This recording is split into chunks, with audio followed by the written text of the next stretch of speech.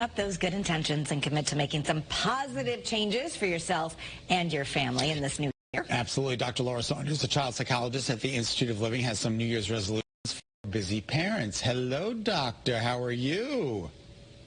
Hello, friends. Happy Wednesday and Happy New Year. Happy New Year, too. Yeah, you know, this is the time of year where everyone has all these big resolutions, but I think you've done a good job here. A reminder that you tell us we need to be a good enough parent. And so there's our 8 realistic resolutions that we can really do that make real change. Right. So what we want to do is we want to create success. We want to create experiences where we feel like we've made a shift, but it's not too much. So because we're always looking to improve our emotional health, we always want to be a little bit better. So let's start with pause on purpose each day. So that doesn't mean long periods of time. We talk about mindfulness and other things. Pause on purpose. Take some breaths. Go outside. Look at the sun. Look at the sky. Say your mantra, whatever it is. Pause on purpose each day. Give yourself a chance to breathe. Forgive yourself. Nothing good comes from holding on to regret. So those statements like, I should have, if I only, those things only serve to make you hold on to the negativity. So it's okay to forgive yourself. And that's done each day. Okay. Let go of toxic people in your life. Yeah, that's a tough one. That's a big one. So that's a big one. If someone is causing you more harm than good, that makes them toxic. But how do you let go if someone who's just, you feel like you have to be there? Yeah. So yes, it is easier said than done, but it's about sort of creating more distance. So you don't have to break up with them, so to speak, but you create more distance. You spend less time with them. You stay farther away from them. You don't follow them on social media. Find ways to create distance from those toxic people, even if those toxic people are in your family. Very interesting. Mm-hmm. All right, number 4, recognize what you can and cannot control.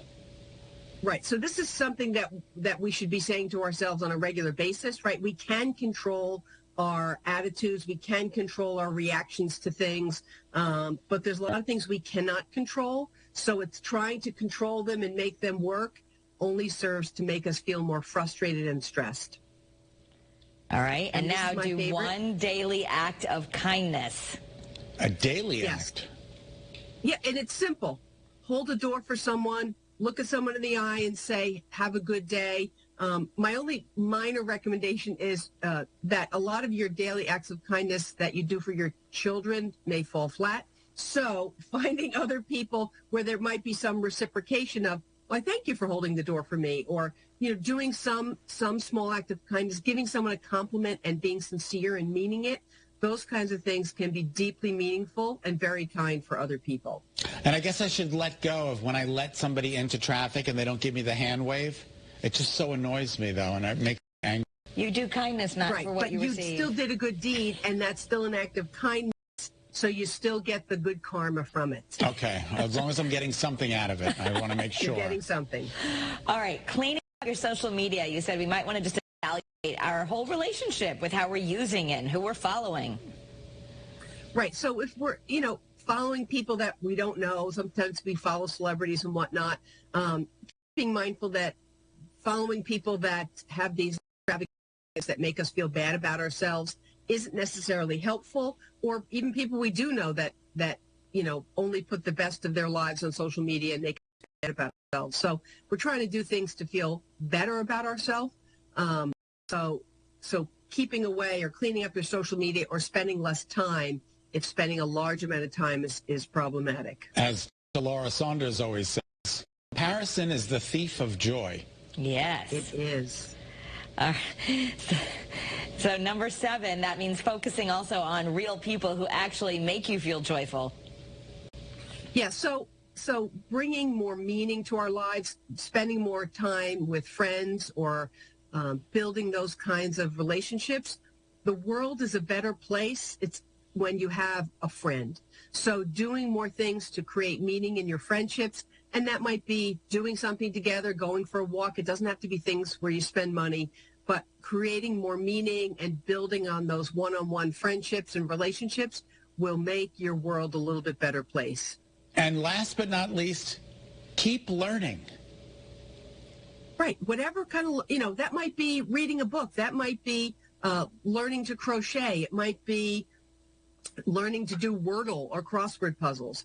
So it's any kind of learning that you bring into your life on a regular basis can boost your self-worth and your confidence. So doing these kinds of things, they're not monumental. They're little subtle changes that we create in our life so that we can feel a little bit better about ourselves and have a little bit more energy. I'm afraid of Wordle. I'm afraid I won't understand it, and I'm afraid I don't know how to do it. I love it. Sheila, but the thing is you would say if we're trying to learn something new, we have to have a beginner's mind. It's okay if you don't understand it. Okay. All right. Very good. Right. It's about taking that risk, right? And Wordle might not seem like a huge emotional risk, but it's a little risk that you can do on your own to challenge yourself. And then you won't do well in the beginning. It's hard in the beginning. But as you build your skill set, you feel better about yourself and you develop a little bit of confidence. And it keeps your mind active. Okay. Well, thank you. Thank you for everything. I'm happy to be here. Thank you. Thanks, Dr.